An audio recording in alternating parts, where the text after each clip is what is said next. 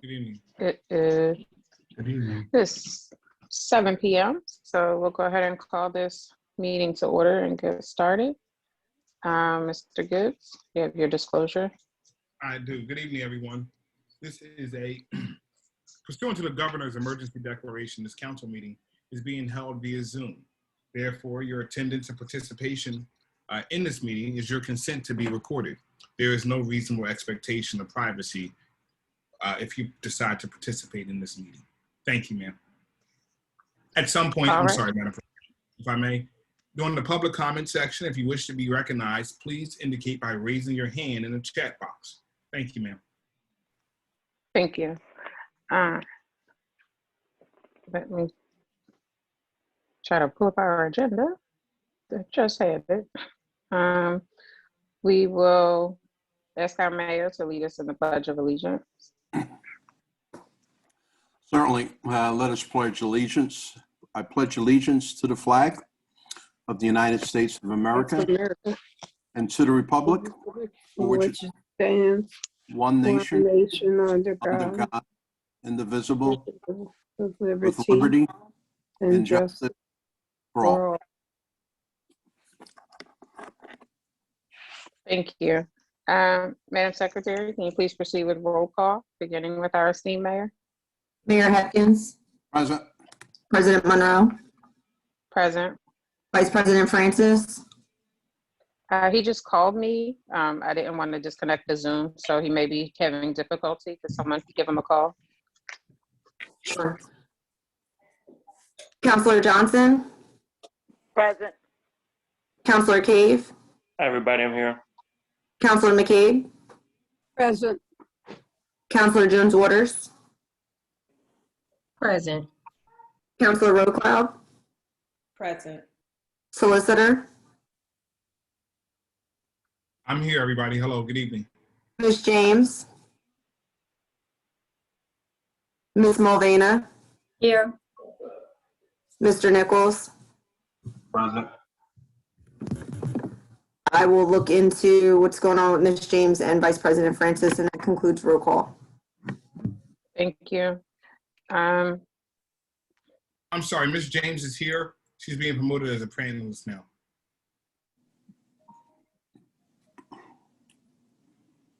All right, so we will move on to our citizens forum. Mr. Gibbs, can you let us know if there are any citizens wishing to speak? Madam President, at this time, there are no hands raised. If you wish to be recognized, Ms. Garrell wants to be recognized, ma'am. Thank you.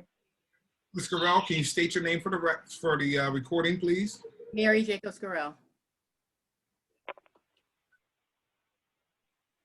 Did you hear me okay? Yes, we can hear you okay. Ms. Garrell, the floor is yours for 3 minutes. Okay, I just have 2 questions. And I know that one issue was brought up before. I really have a concern about the format of the meeting. I mean, why can't it be such that we can see who is at the meeting? I understand that everybody is at their house, but with Zoom, you can have the fake background so nobody can see your house. A lot of residents don't even know who you guys are. And now people are coming around, ringing our bells, trying to get us to sign petitions to run, you know, which is, I guess, neither here nor there, but it's a fact. Why can't we see you all throughout the meeting, even if we can't talk? I mean, you know, if we can't, you know, we can't interact with you. I understand that. That's my first concern. My second one is, I understand that you need structure to keep the meeting going, but after the citizens forum, when you go through the different departments, the public has no way to ask a question about something we don't understand. Is there any way that could be altered? I mean, it could be something as small as, I didn't hear that, or what does that mean, for people to understand? Thank you, Ms. Garrell. If we were, this would be the same format if we were live and in person. We didn't typically, even in person, accept questions from the audience outside of our citizens forum. So I guess the Zoom is actually a more personal interaction because we do allow some back and forth conversations, but this has always been the format. Mr. Gibbs, Mr. Gibbs, I just received correspondence from Mr. Francis that he's on the call but needs to be entered. Okay, Ms. Guerrero?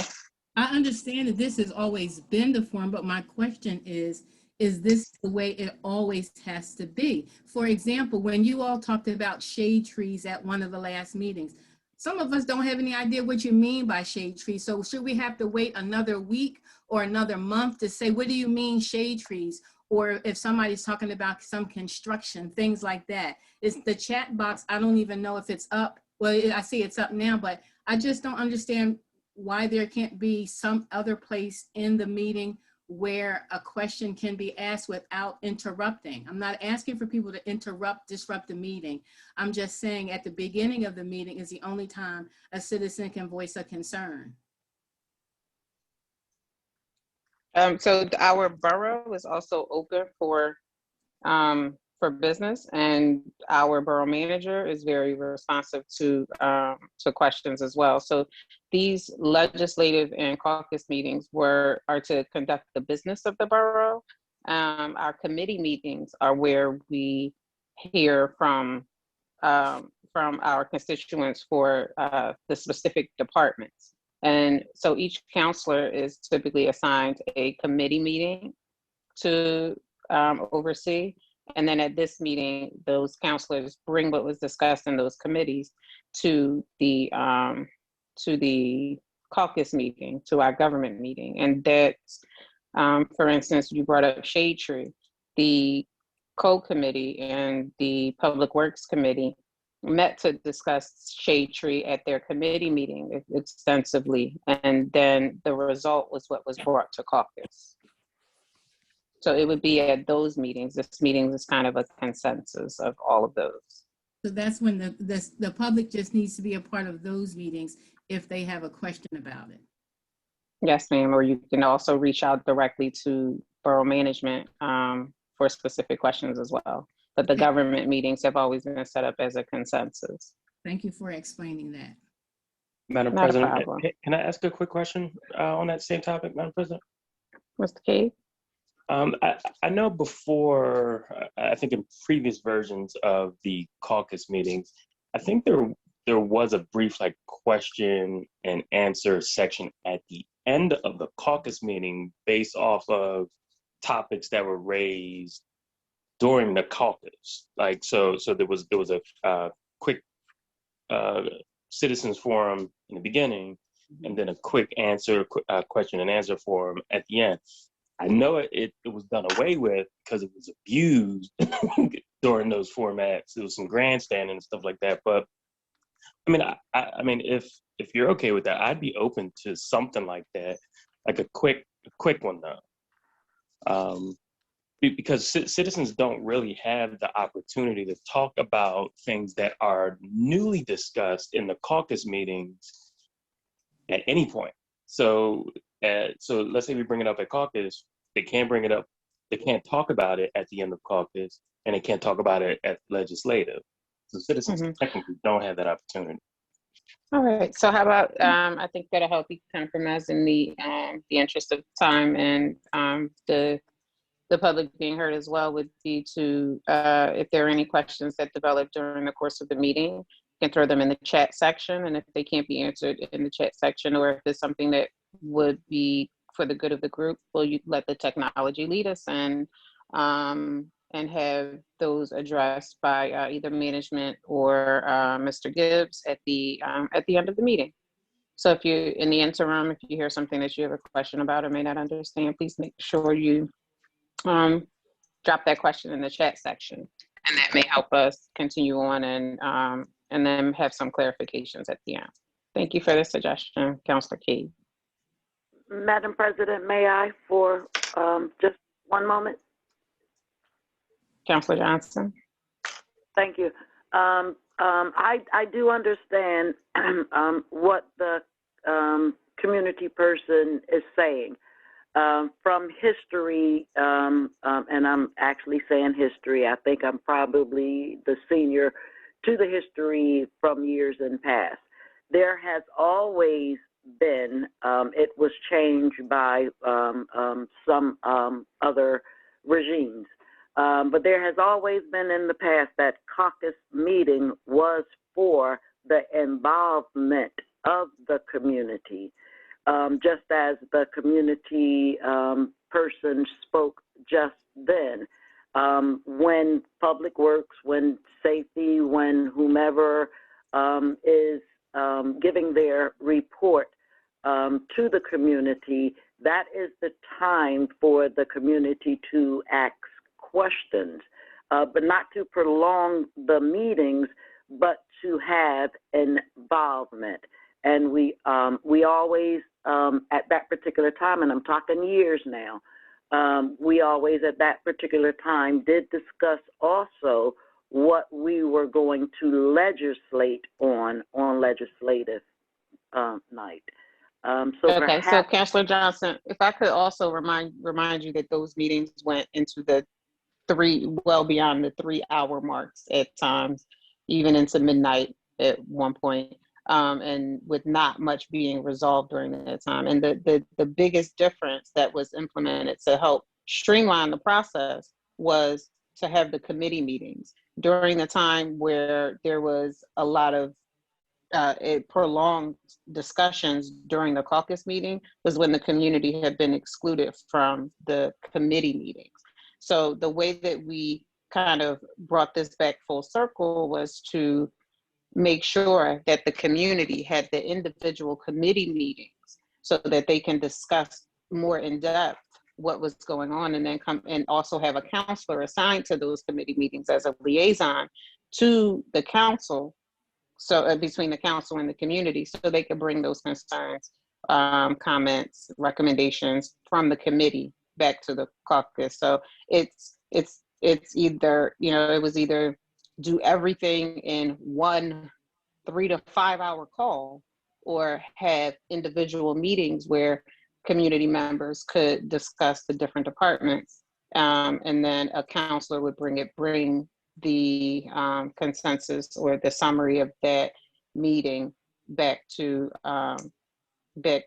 the full body, which is, for instance, I know our public safety committee, which our mayor and Councilor Dr. McCabe chairs, they have their standing meeting, and then they bring a report back to council with the concerns, accolades, recommendations. So it's really just streamlining the process. It's like 6 in one hand, half a dozen on the other. Are we going to have a prolonged an exhausting meeting where we have breakout rooms where everyone can come back and be presented with a summary?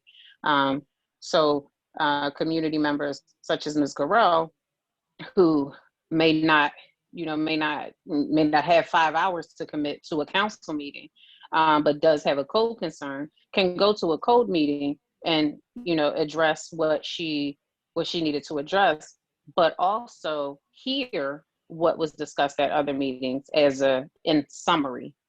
So it's really just organization and streamlining a process. That makes any sense. Thank you, and not to prolong this meeting, I'll speak with you later on the issue. All right, thank you so much.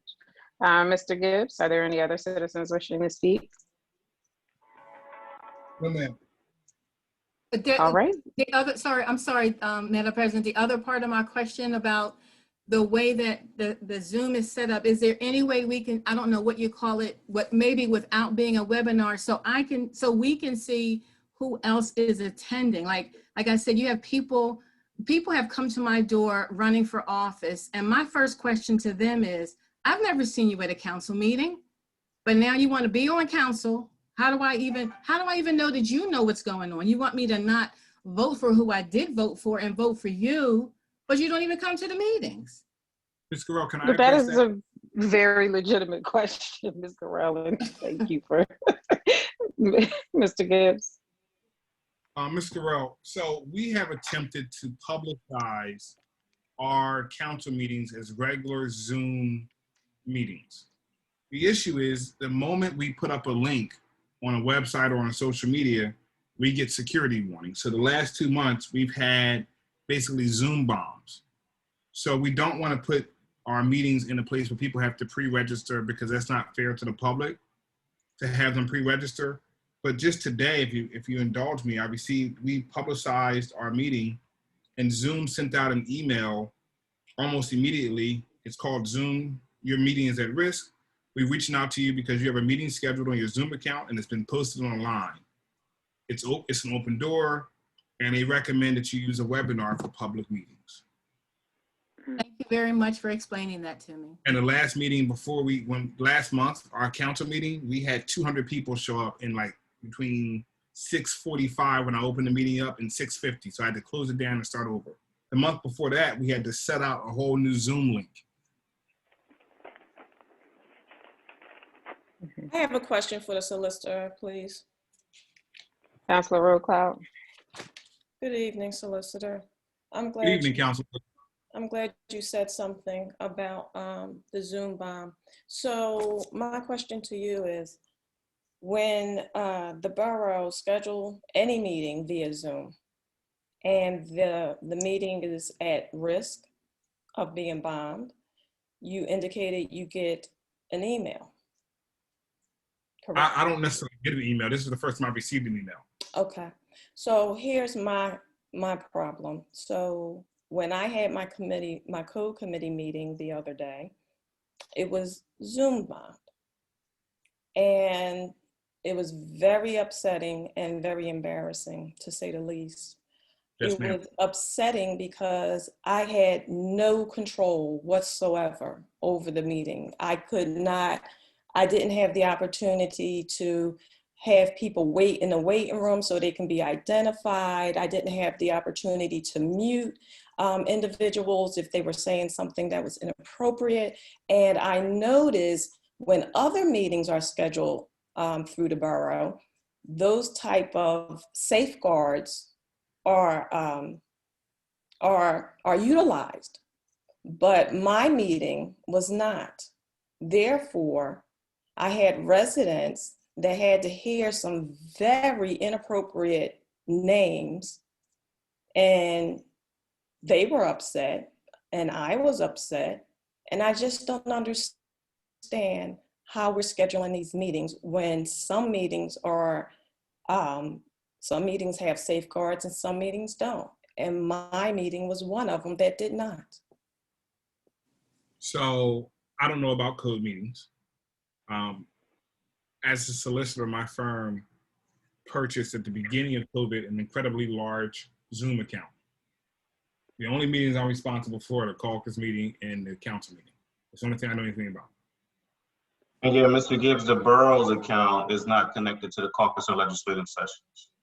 So our account is a regular Zoom account, and just not every time, but we don't get warned that it's going to be bombed or that we're at risk for anything, and it's happened consistently.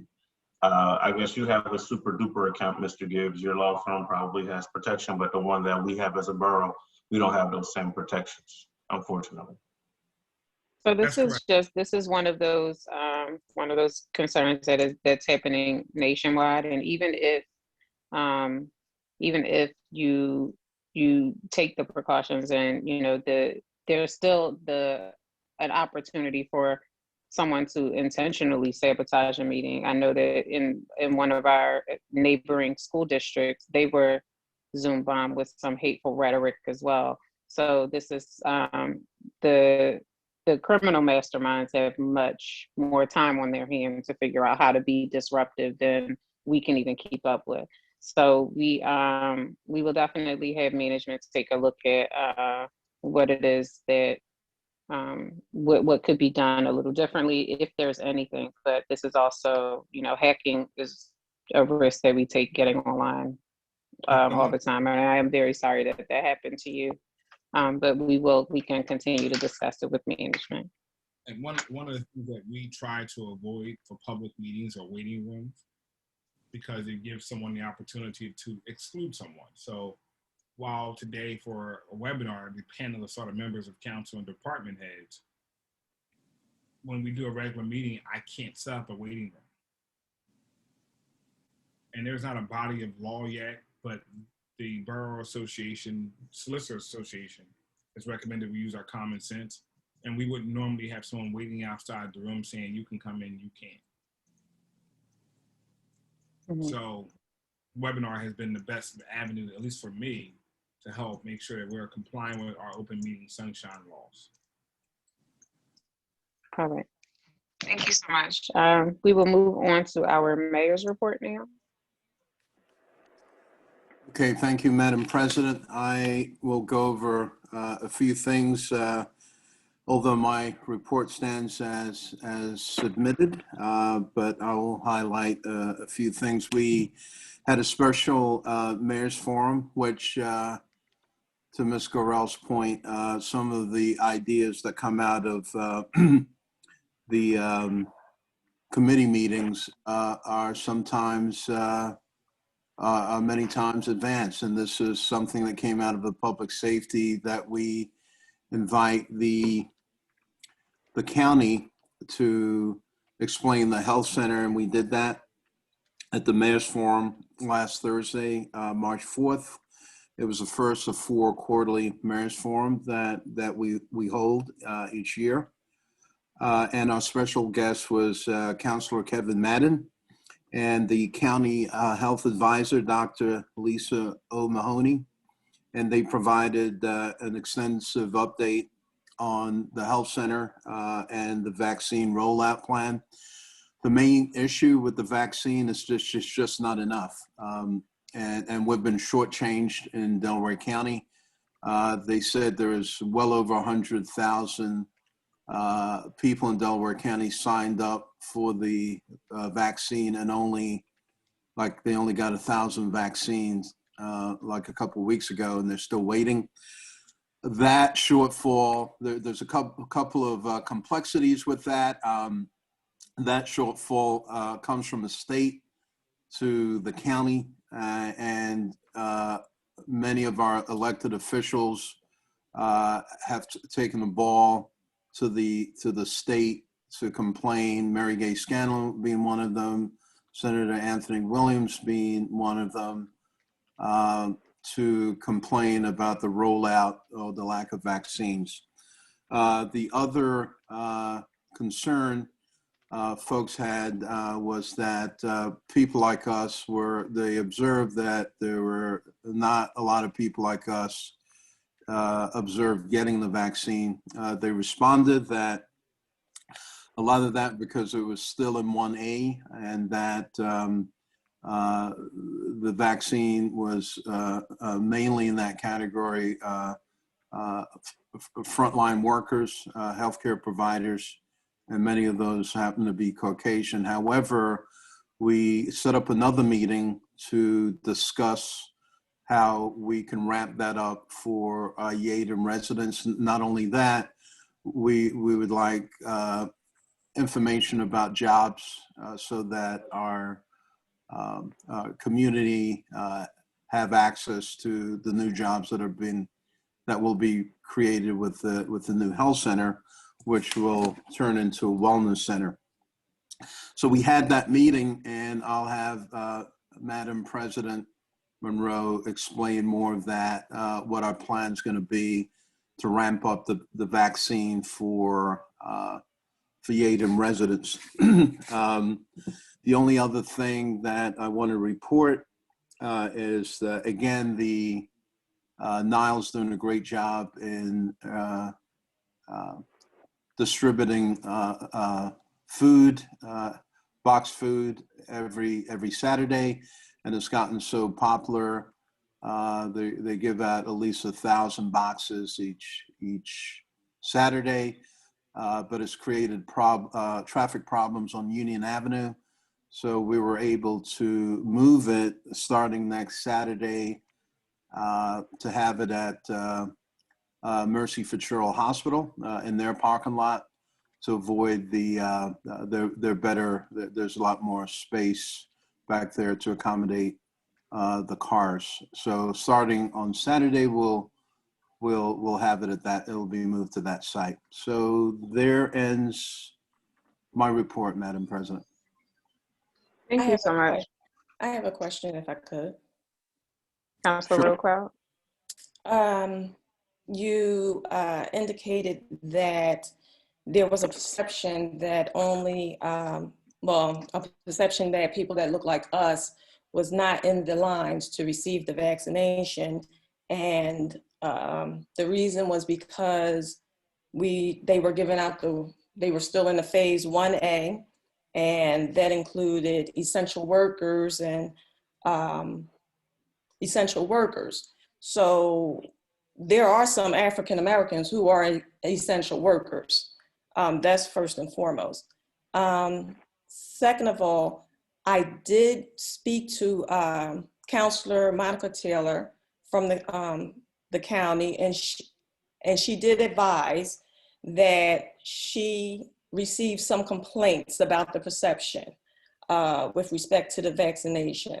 And she indicated that she was in absolute agreement that people like us were not getting that vaccination simply because when the rollout started, people had to apply for same via computer. And unfortunately, in underserved communities, a lot of times we don't have that access. And if we do have that access, unfortunately, we don't know how to navigate that system. And 1A included a lot of, I believe, people over the age of 65.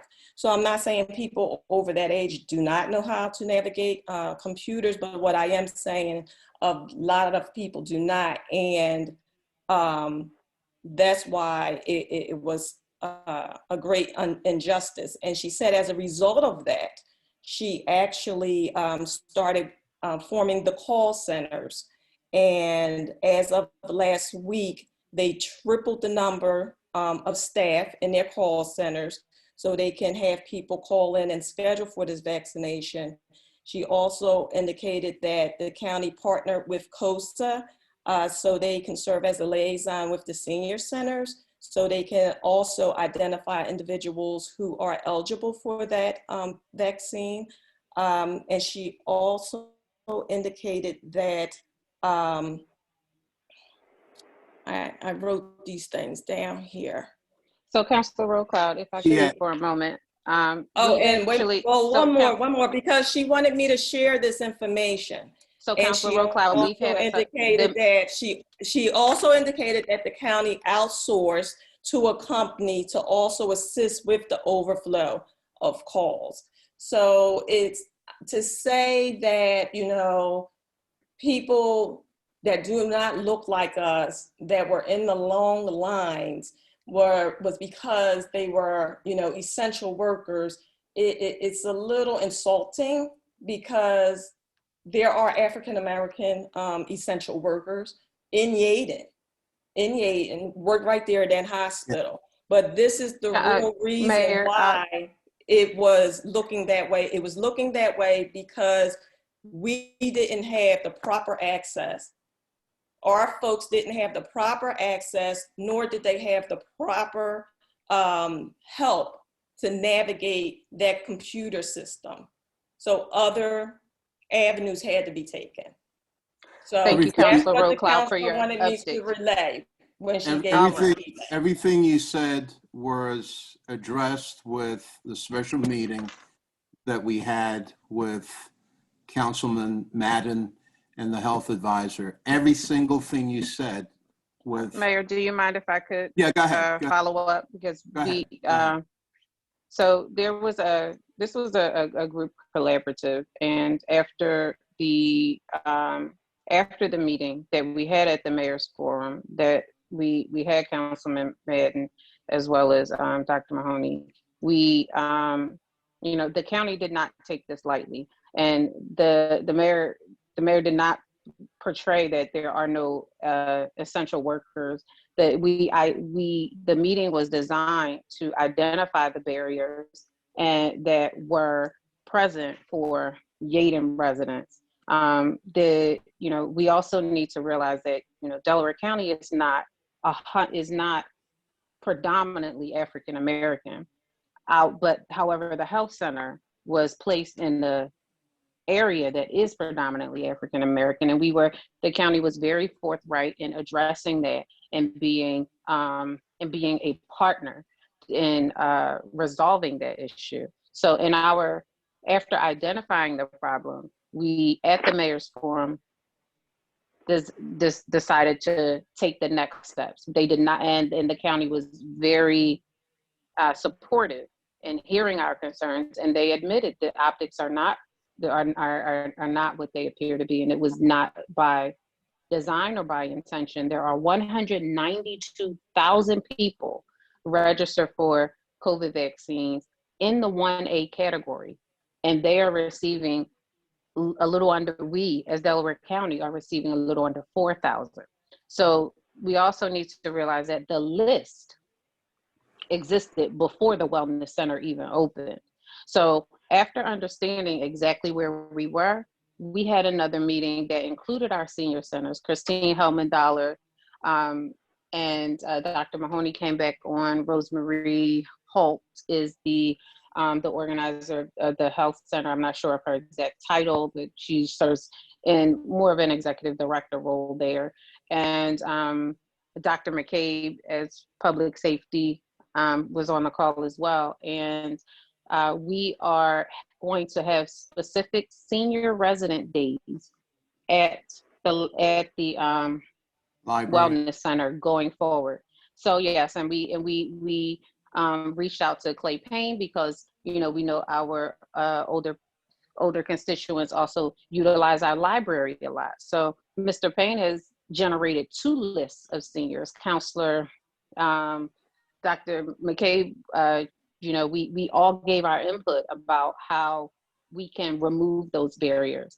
So going forward, starting as early as next week, there will be specific days that are dedicated solely to vaccinating 1A candidates in the Yeadon area. And we are collecting lists, and the county has agreed to provide direct scheduling through the borough.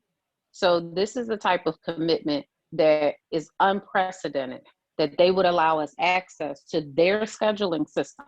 So we get the names and they get placed right directly on the schedule. So we are collecting. And then also we've reached out to Senator Williams's office, and on Sunday, he was able to secure 100 spaces for his constituents as well, and to be vaccinated at Upper Darby High School. So everyone understands that there are lines, there are lists, and there are barriers. And as we are identifying them, we are absolutely addressing them head on, and the county was completely supportive. So there were, as of today, I believe we have 116 names. And on the days that they are going to vaccinate Yeadon residents only, they can vaccinate a little over 100 a day. So we will, and all of this is dependent on the amount of vaccines that they get. If they do start to increase the volume of vaccines that are coming in, they will be able to increase that number. They also have committed to, once the one-shot Johnson & Johnson version comes out, that would be conducive to mass vaccinations, that would also be an option for vaccinating larger groups of residents. And the county, the health center, they are committed to serving Yeadon. And then as far as the jobs are concerned, they specifically are recruiting residents of Yeadon to fill those positions. And once we have agreed to post them on our websites and on other forums. So we have a partnership with the county that is unprecedented, that we have not had before, and that is definitely focused on serving our constituents. So I just wanted to thank everyone who came together to make that happen. But it was, it was great, and we will continue. There ends my report, and we will move on now to our manager's report. Good evening, everyone. Good evening. Yeadon Road project is complete. Once council approves Ernell's invoice and the board of directors from the Delaware County Conservation District approves the balance of the grant to be paid, the borough will receive the remainder of the funds. We plan to apply for this grant again in October, provided there is a project within the borough that qualifies. Mr. Swarzik has decided not to accept the position with the Public Works Department. However, the new hires for code, Mr. Campbell III and Mr. Pyatt, will begin on Monday, 3/15, and Mr. Maxey will begin, bless you, baby, with Public Works on 3/22. Management provided council with an email regarding grants and projects on 3/5, March 5th. COVID-19 vaccinations are available and being given at multiple locations if you register for one. The information is available online, and there is a call center set up for COVID-19 related inquiries. The telephone number is 484-276-2100. You may also send an email to COVID-19 resources at co.delaware.pa.us. Please be reminded that there is a shortage of vaccinations, so it may take time to obtain one. Items in progress. There was an inquiry regarding the purchase of 508 Orchard Avenue, which was demolished and is currently on the Delaware County Repository tax sale list. Management recommends that council release this property for sale after conferring with the solicitor as to the legalities. The bike trail project is in progress. A questionnaire is being drafted to determine the focus. In addition, a steering committee is being formed and meetings have been attended and scheduled. If you would like to participate in the steering committee, please see management for more details. The Recreation Department, NDI, and management had a meeting with the National Fitness Campaign, NFC, about a grant opportunity for an outside fitness court/gym for the borough. These meetings took place on March 4th and today. The fitness court contains 7 zones that take 7 minutes each. It is appropriate for children 14 years of age through seniors. It is ADA compliant.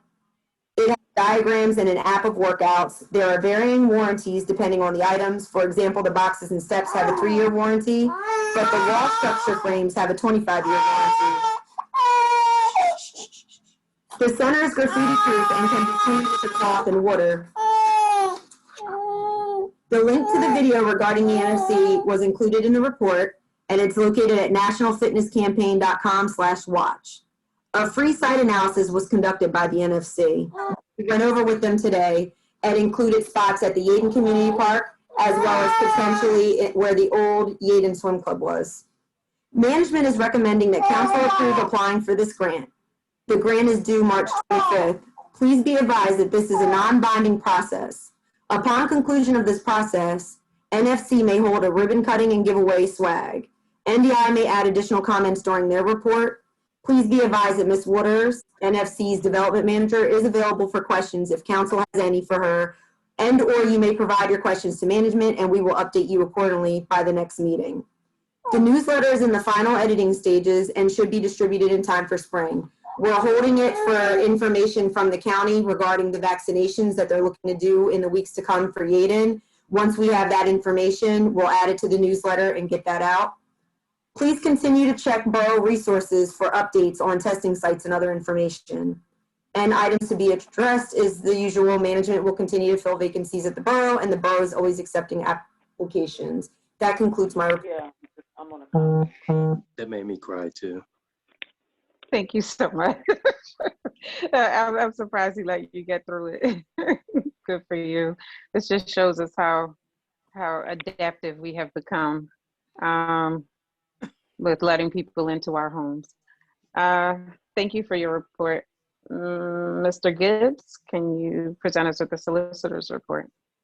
And I am proud to report that I have locked my kids out the room. So first, I have there are people we can call for that.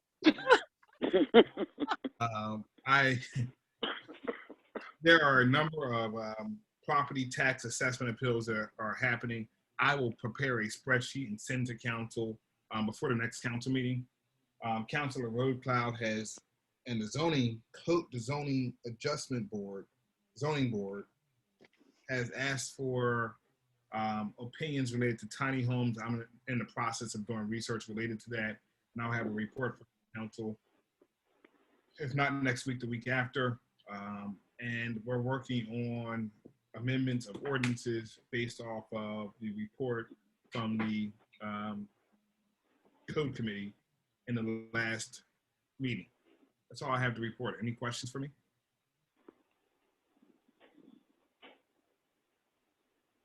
All right. Is Ms. James for our tax collector? Ms. James have a Good evening, report? Madam President, one and all. For the month of February, we, under real estate, we collected 72,000, I can hardly see this little print, $996. For Borough trash, we collected $19,500. And for Borough sewer, we collected $34,595.08.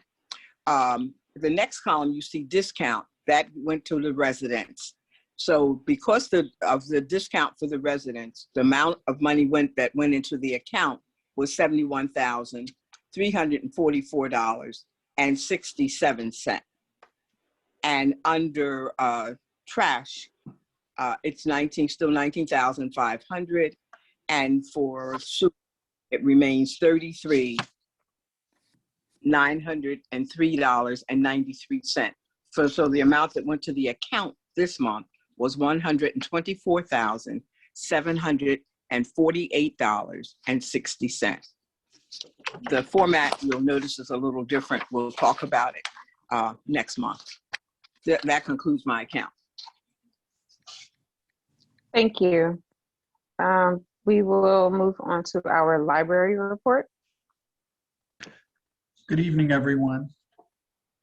Due to COVID-19, the Yeadon Public Library is not open to the public currently, but we're offering door-side checkout of library materials, virtual programming, and curbside copy and fax services. We're also going to begin offering some outdoor programming now that the weather is getting better, including some of our summer reading activities. The Wi-Fi hotspots remain a hit with library users, and we will soon have hotspots available for immediate checkout at the library instead of requiring them to be placed on hold. So that's great news. We'll have some actually ready when people come by to pick them up. The Yeadon Public Library will be offering the following virtual programs in March in honor of Women's History Month. The Friends of the Yeadon Public Library will virtually host their annual social tea on Saturday, March 13th at 4 p.m.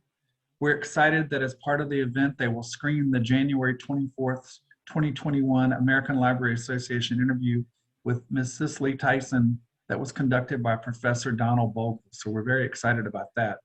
On March 24th at 6:30 p.m., we will virtually present Loving versus Virginia, a conversation about the critical impact that the Supreme Court's holding had on American life and the continued impact today.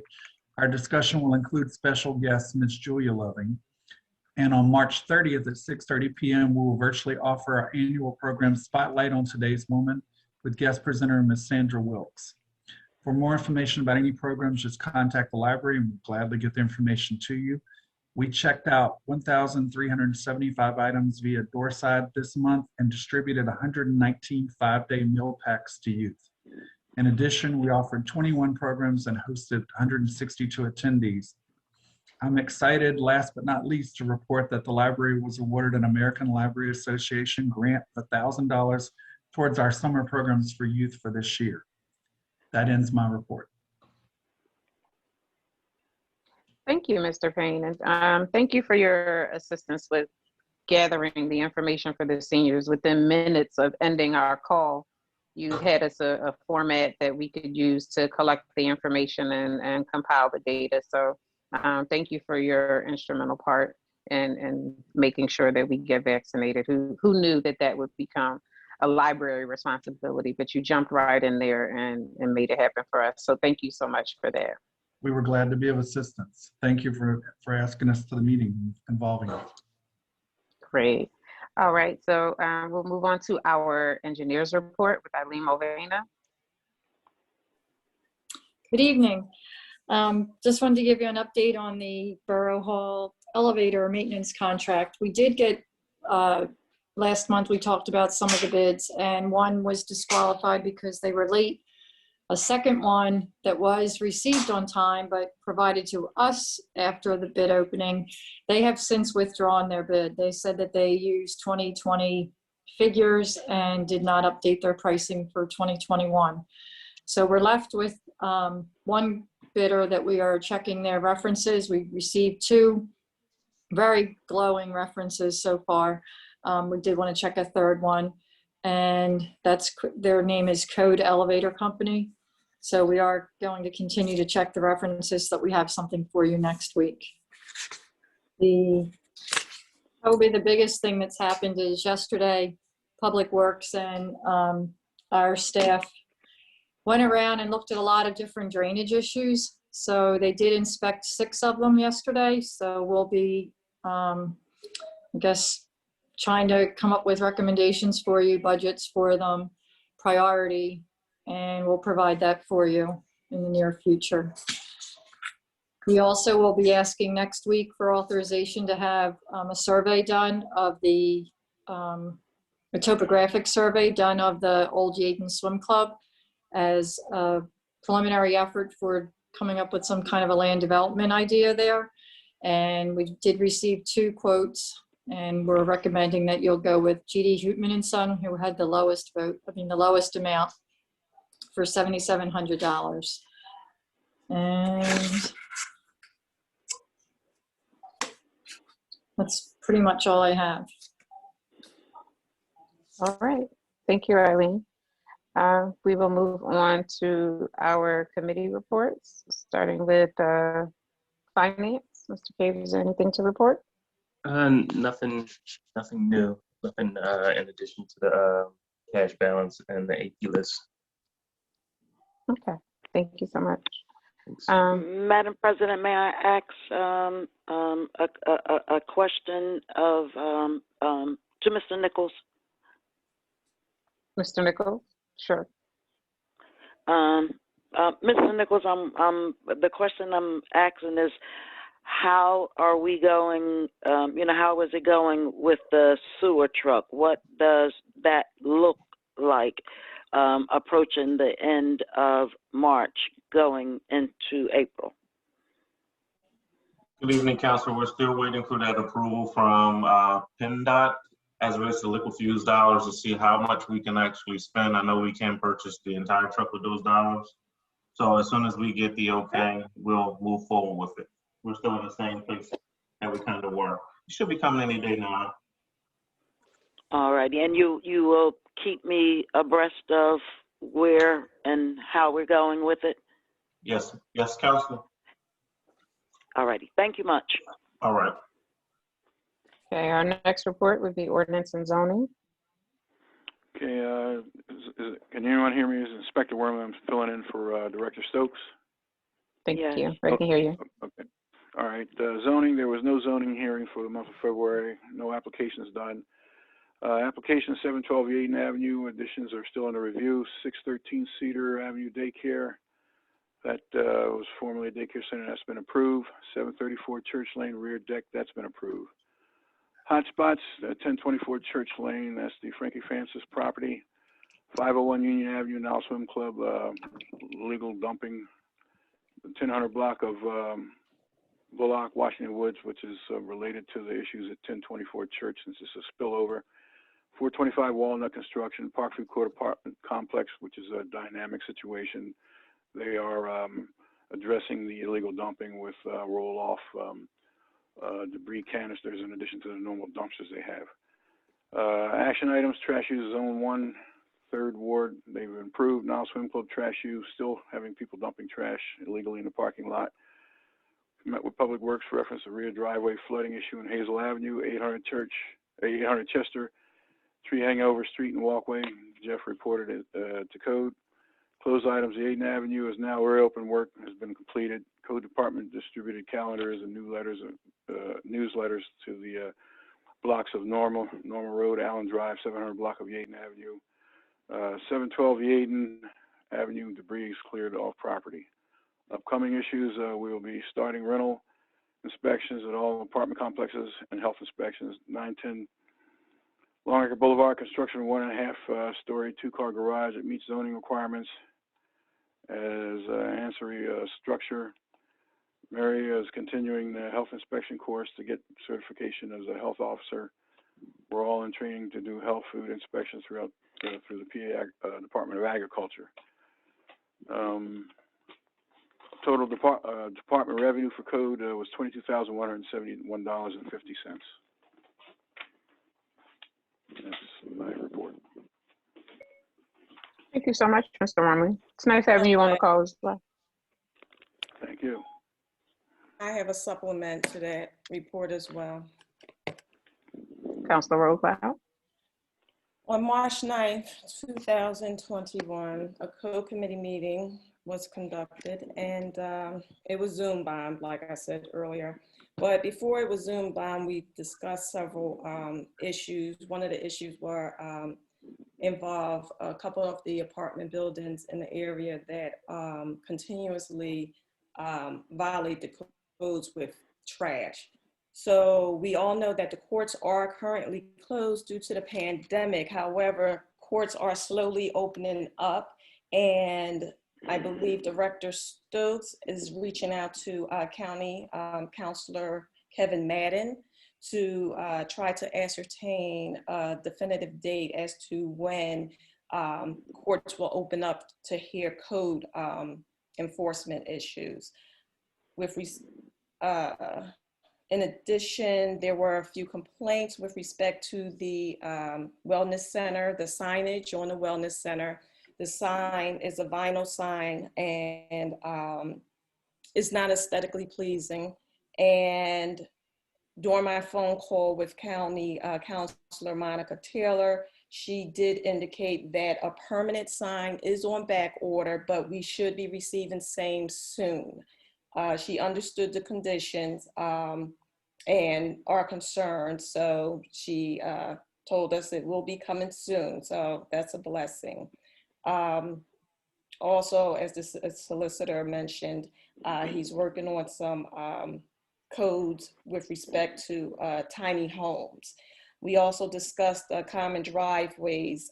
Director Stokes indicated that he reached out to neighboring municipalities to find out how they're going about repairing common driveways. So he still has some information that he has to obtain, but with respect to the information he received thus far, he did indicate that Upper Darby advised that they assisted with repairing the common driveways, and they charged the residents a percentage of the cost. So he's still going to continue to do some research because, as you know, our driveways, our common driveways, are just deplorable. I don't think I was able to finish telling you about the phone call with Councilor Taylor, but bottom line is residents had some concerns. I brought the concerns to Councilor Taylor. She was very receptive, and she told me about everything that the county was doing to rectify same. So I 100% am in agreement that they are definitely working with us to make sure that our residents are receiving equitable treatment. So with that being said, I believe I am finished. Thank you very much. All right. So I also want to follow up with information that was just presented from our county and our state rep, Mary Gay Scanlon, that Delaware County specifically is going to receive a boost in COVID-19 shots straight from Washington, D.C., not Harrisburg.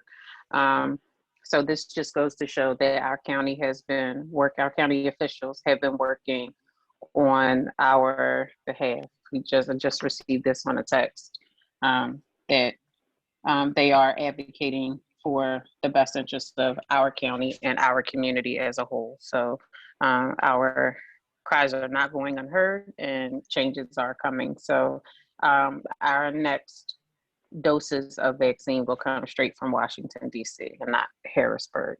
Thank you so much. We will move on to our Public Works report. Good evening, everyone. Good evening. Can you guys hear? Okay. Good evening. Yes, good evening. Jeff Wilkerson, our code director, our public work director is out, so I'm going to give you what he left for me. Snow event. The Public Works Department covered 3 snow events during the month of February. A special thanks to go out to Solomon White and Mr. Lozargo for lending a hand during the Nor'easter. Painting and work at the library has been completed. All PSAB awards won by the borough has been mounted in the atrium. Sanitary sewer, due to the age of the condition of our truck, Public Works is cutting back on the preventative maintenance of the sewer system, so that in case of something major, we will be able to maintain that. Storm inlets are being cleared and all leaf debris and dirt has been assured from the water runoff system. Street lights and traffic lights are being serviced and fixed as problems arise. Monthly maintenance inspection and all parking meters were performed around the borough.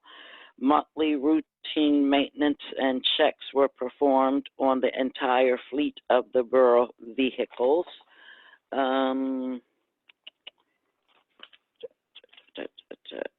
As far as shade tree, I'm not quite sure if Miranda actually spoke out on that.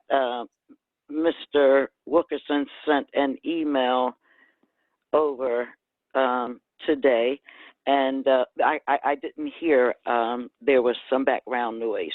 But in the event not, he will actually report out on that on next week when he returns. Council has been sent over a list that was produced by Mr. Wilkerson in reference to shade tree. That concludes the report. Thank you. And Councilor Johnson, I was also just asked to share that on Tuesday, President Biden is scheduled to come back to visit Delaware County to discuss the COVID relief package, as well as bringing vaccines directly here to Delaware County. So, all right. I Our have a next question for Councilor Johnson. If Councilor I Johnson.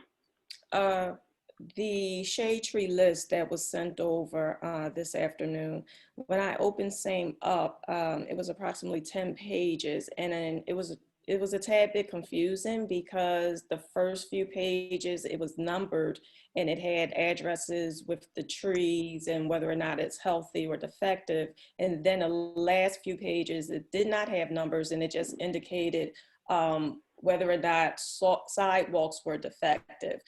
So you couldn't really put together which sidewalks belong to which address. And your question is? There's no way you can tell which sidewalks are defective because they're not numbered. So that's Councilor Roquel. I have the document open and I can see what happened. It probably should have been sent over in landscape format. The table is just long, so after you get to page 5, page 6 is the rest of the table. So it's just a formatting issue. If you see on page 6, you see sidewalk quality issues, tree type and take down.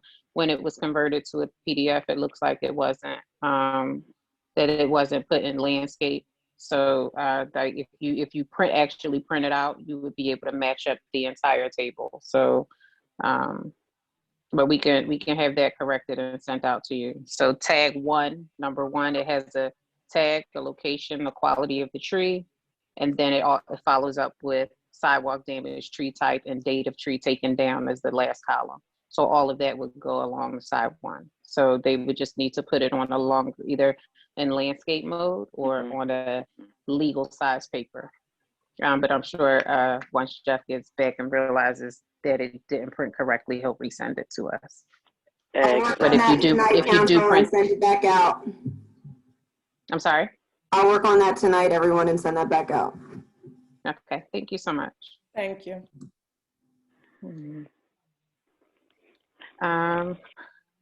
Councilor Johnson, there is your report. Yes. Thank you. All right, not a problem. When I went to that, well, who's next on the agenda, Ms. Presswood? I came out of the agenda. Public safety.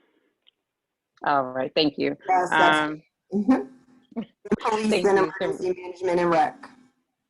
All right, so public safety report, please. Okay, thank you, Madam President.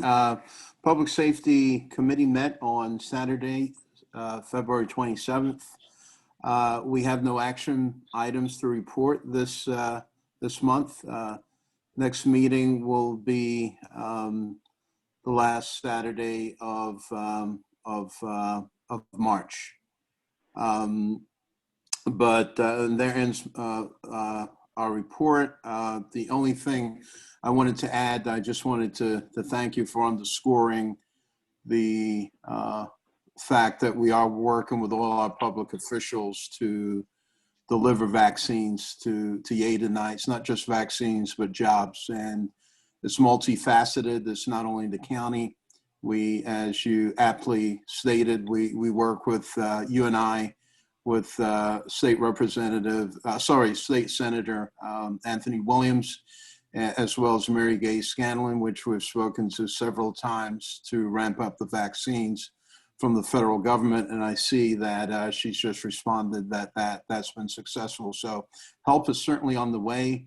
And I do want to thank Christine Hellman-Dollar and the senior circle and Mr. Payne for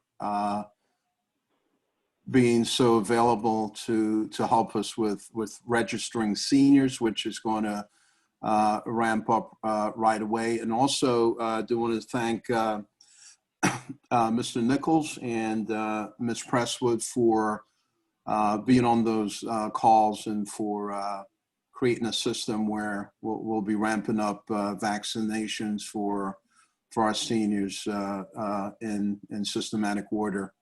And we're looking forward to jobs, and we're going to hold them accountable so that we also get some of those jobs in the new wellness center. So there ends my report, Madam President. Thank you.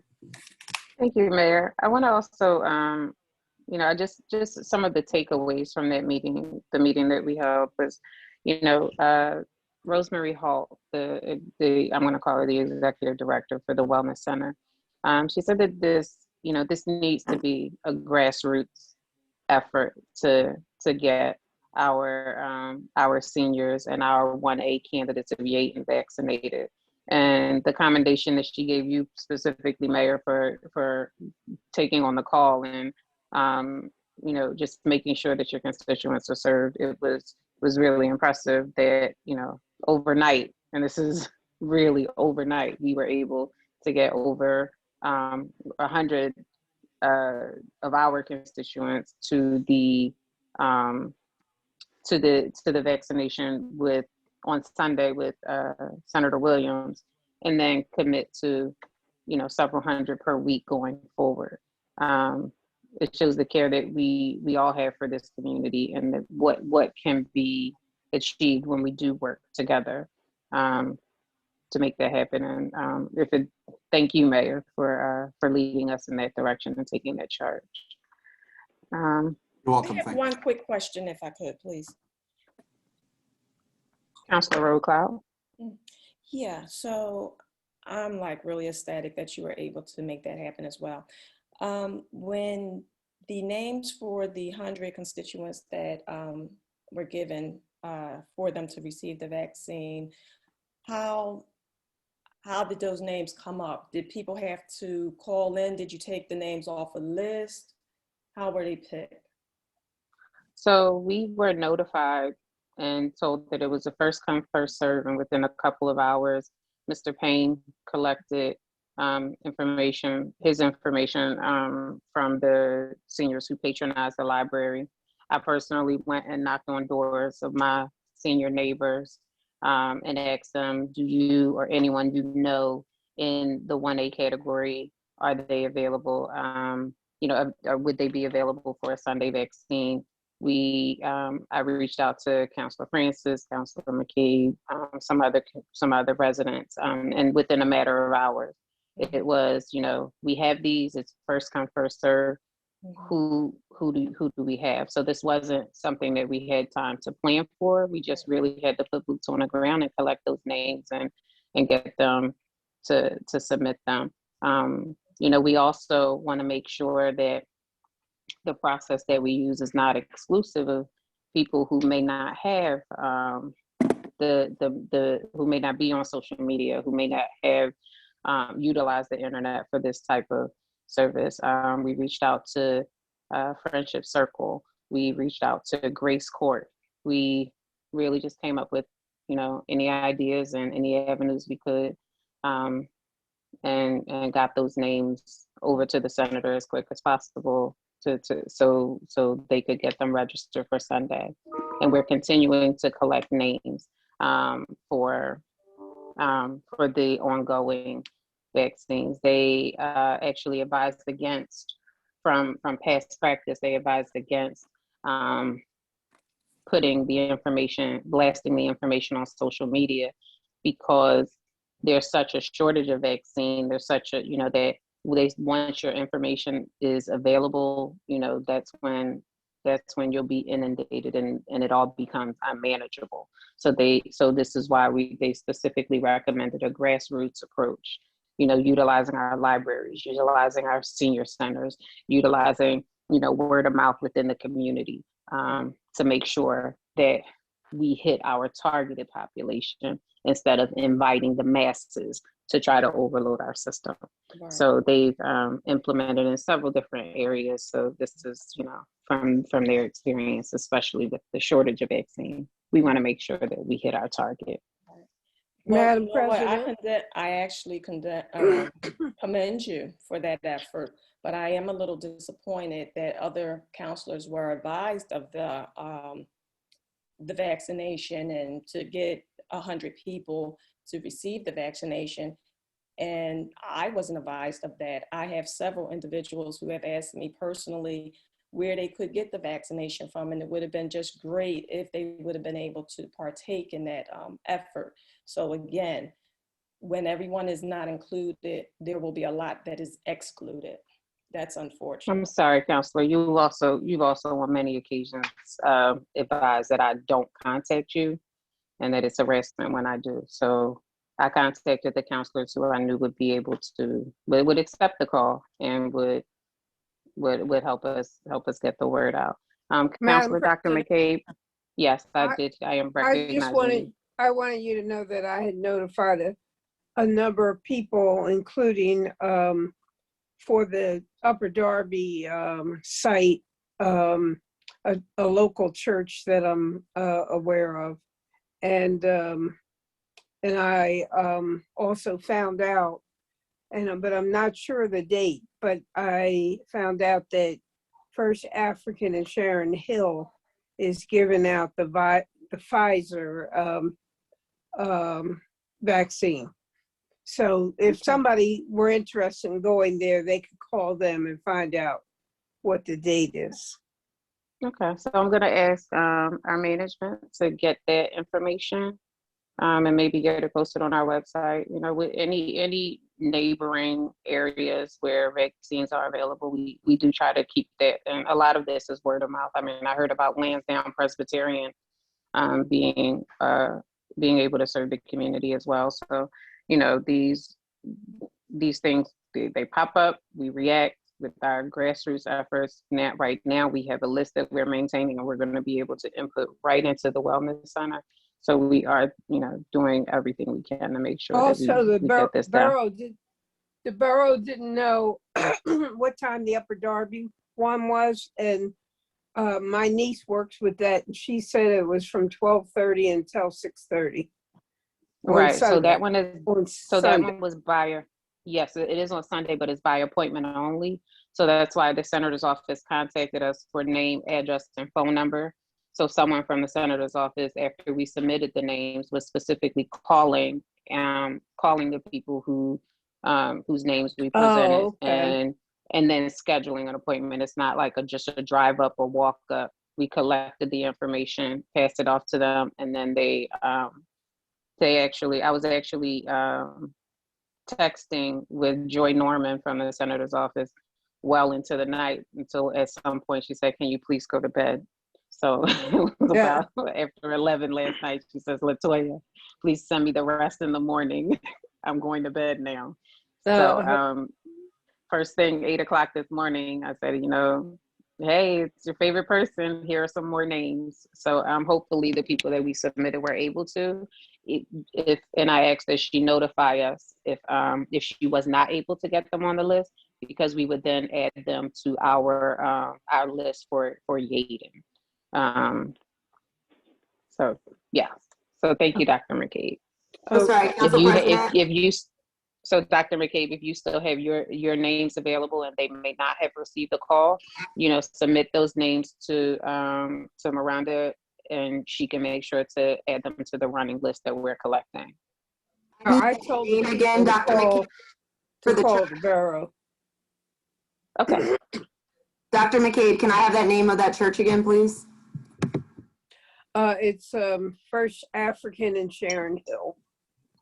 And Councilor Roadcloud, if you would either send us the names and phone numbers for the people that you know that are seniors that need the vaccination, or have them contact the borough, we can see about getting them put on the list.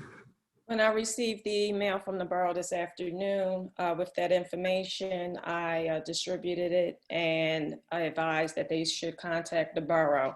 But I was referring to the vaccination with the 100 vaccinations that was made available. I just didn't understand how certain individuals were given the information and not all individuals. This is business. This has to do with life and death. We don't have time for petty games when it comes to something that's serious. Absolutely. So are we moving on to our police department report? Good evening, everyone. A couple of things for some crime alerts. We've had a series of mail thefts, not only in Yeadon, but in the surrounding jurisdictions, but a predominant number of them, at least 7, from the mailbox located on Church Lane at Whitby. It's an open slot type mailbox, so if you're dropping mail off there with checks in it, take it inside. Don't drop it in that mailbox. We've asked the post office to replace it. Apparently there is someone or a group going from mailbox and fishing mail out, and then they're washing checks where they change the digits in the pay to lines and are cashing checks throughout the county.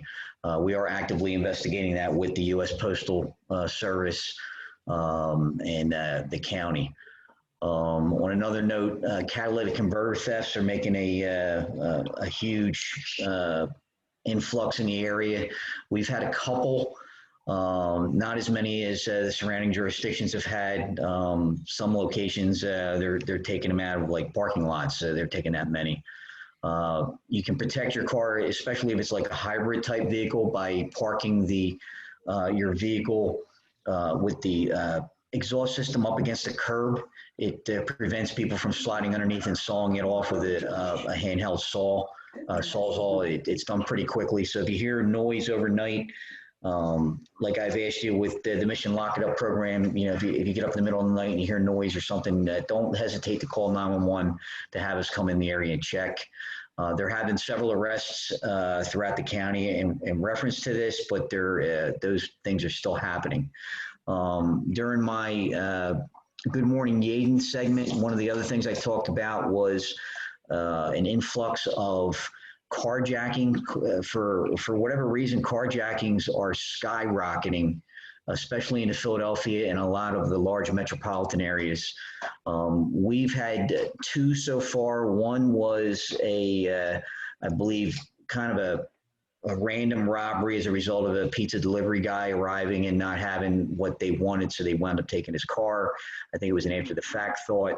But we did have a recent one this past weekend, right after I put out the alert on my the talk show, and sadly, there was no injuries to the victim, thank God, but the perpetrator involved in this, you may have seen it mentioned on the news recently.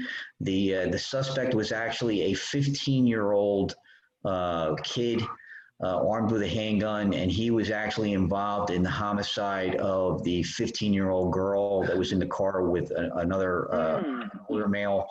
Both were shot in the head, and the 15-year-old juvenile succumbed to her injuries. But he's 15 years old. He was captured after a pursuit shortly after the carjacking that we had at Parkview. The vehicle was spotted by Tinicum police. They initiated a pursuit. The vehicle crashed. The 15-year-old fled from the vehicle armed with a handgun, tossed the handgun, and was taken into custody by police. So he's now in custody awaiting trial for that, and Philadelphia is going to be looking at him for the homicide related to the 15-year-old. My admonition for everybody was to basically just make sure that you're aware of what's going on when you come home, especially late at night. If you see a car, that seems to be following you, or you're just not sure, drive around the block. If you're parking in the alley, as you pull down the alley, as stupid as it sounds, take 2 drives down the alley and you put your high beams on and make sure there's nobody loitering in the area so that you can safely get into your home. If you're not 100% sure, don't hesitate to call 911 for an officer to drive through the area or come meet you to see so that you're safe getting in the house. We've been very lucky, thank God, that most of the violent crime is not within Yeadon. So I'm proud of the efforts of the police officers on patrol to stay vigilant and visible, but we can't be everywhere 24/7. The next installment of Good Morning Yeadon will be on Tuesday, March 23rd at 11 a.m. I've posted that on Nextdoor. I'll be putting it out on various other social media sites and put the link up shortly so everybody can join in on that. Race for Peace was my guest at the last one, and they are also going to participate in our garden program that we're going to be doing, the Public Love Garden. And I want to thank Library Director Payne for also offering a section of the library. The library apparently has like a garden area. They've offered that for our use, so we're going to be incorporating a couple sites so that we can get more people involved and spread the wealth of the produce that we will produce from what we're doing. And that's all I have for my report, unless there are any questions. Chief, I have a question. Yes, ma'am. I was informed of delivery packages being taken off of residents' properties. We have in the past periodically had that problem. I can tell you, I don't recall anything recently. In fact, we might have had a couple last month. In fact, I remember one that was posted on Nextdoor. I found that when I was on Nextdoor going through the different posts, and I don't believe the resident had reported it, and I gave it to a detective who reached out to the resident, and I believe, don't quote me on this, but I think we may have made an arrest on that one. I believe it was another neighbor that actually took the package. But that does happen. Sometimes in fact, that's a great question, because I've also advised people about a thing called informed delivery. If you're not familiar with this, informed delivery through the U.S. Postal Service, you can actually go online and apply for an account with informed delivery. And what it'll do is it'll show you every single piece of mail that you're supposed to receive that day. You get it first thing in the morning. So if you know a package is going to be delivered, you can make arrangements for a neighbor to pick it up, or a relative to pick it up, or you yourself can know when it's going to be there so that you can track it and make sure you're there when it's delivered. It's one more way to help prevent theft. So we want to make sure that they realize that that's just for the U.S. Postal Service. A lot of things that come from Amazon, Amazon delivers directly themselves, UPS, DHL. So the informed delivery only works with the USPS. Yeah, that's correct. And my apologies on that. You can whenever you have any package delivered, a lot of the different entities like Amazon, for example, will allow you to receive text messages for when it's basically en route being delivered. And a lot of times they'll send you a text message that your package is one stop away from your home or something along that line. So it is important to do that. And Councilor Rocad, you made a really good comment about people having the inability sometimes through computer knowledge to be able to do stuff like that. And it's given me an idea to maybe do some kind of like a little informative session during one of my Good Morning Yeadon programs to give people kind of a little tutorial on how they can do some of that stuff. So that was a good idea. Good thought. That's right. all. And then Chief, yes, ma'am. Chief, there was, we spoke about, the wonderful effort that the Nile is making, but how it posed some challenges to our community. Can you talk to us about what you've advised to change since the food distribution has become kind of overwhelming for Union Avenue? Absolutely. The Nile Swim Club's doing a great effort in getting food out to those that are in need of it, especially during the pandemic. But it's got overwhelmed with the need, obviously, and the area just cannot support the demand with traffic and pedestrian traffic and everything. So I reached out to the mayor and the council president, and I dealt with Anthony Patterson at the Nile Swim Club. And then I reached out to Fitzgerald Mercy Hospital, and I asked them if they would be willing to allow the Nile Swim Club to do the operation on their property. Fitz was gracious and met with us to set up a location for the Nile Swim Club. So everything is going to go through there now. It's my belief that the 3 hour or more longer that it took for them over on Union Avenue will be reduced to probably about an hour, because they're going to have more space to be able to do everything. So it was a win-win situation for everybody, because I wanted to see the Nile succeed, but I also had to keep in mind the complaints that were coming in from the residents and the concern for just public safety in general. And that location, I can't really assign officers during the daytime because we have other things we got to do. So we had to move them. And Mr. Patterson was very, very good in taking the change. All right, thank you so much. Do we have anything from our fire department or emergency management? Okay. Yeah. Madam President, the chief reminded me, may I jump in just briefly? Thank you. Union Avenue, speaking of Union Avenue, the person who, Mr. Santura, who owned the lot where they wanted to put the trash dump at, has reached out to the borough via correspondence.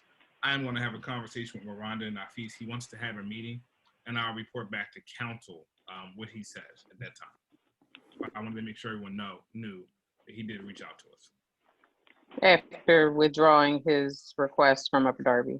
Madam President, as you acknowledged, that probably was not the end of it. So I guess he's trying to, instead of force it down our throats here, he's now trying to use honey. All right, good to know. Thank you for that update. I know earlier we mentioned recreation and a brief update about recreation with the outdoor gym. Was there anything else about recreation or any other updates? Mr. Francis? Did Mr. Francis get on? Okay. So if there are no further questions in the chats or hand raised, we can entertain a motion to adjourn. So moved. Second, Madam President. Thank you very much. Thank you everyone for joining the call. Have a great night. Good night, everyone.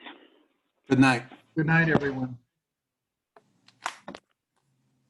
Good night. Things like that sometimes that happens, and that's okay. Gotta keep the household happy, right? Yeah.